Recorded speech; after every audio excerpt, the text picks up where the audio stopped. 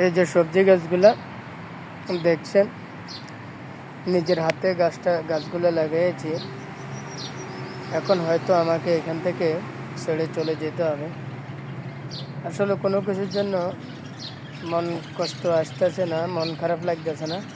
শুধু নিজের হাতে সবজি গাছগুলা লাগাইছি, এখন এগুলা হয়তো ফেলে অন্য জায়গায় চলে যাব, তাই নিজের কাছে কষ্ট লাগতেছে। আসলে পরের অধীনের চাকরি বলে কথা, কখন কোথায় নসিব জোটে, কখন কোথায় যেতে হয় তা বলা যায় না। যে এটা হলো এই যে করলা গাছ, মাশাআল্লাহ আলহামদুলিল্লাহ অনেক সুন্দর দেখা যাইতেছে। এই যে এগুলা কুমড়া গাছ, এই যে এগুলা কুমড়া গাছ, এই যে এদিকে এনে লাউ গাছ আছে, এই যে লাউ গাছ।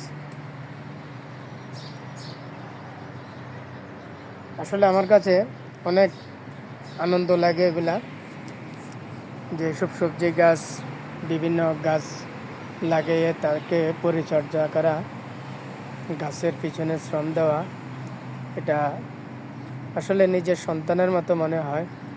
যে একটা সন্তান নিজের সন্তানকে যেরকম আদর করে লালন পালন করা হয়, যে কোনো কিছু একটা গাছও আদর করে যত্নের সহিত লালন পালন করলে অনেক কিছু তাদের মাঝে পাওয়া যায়।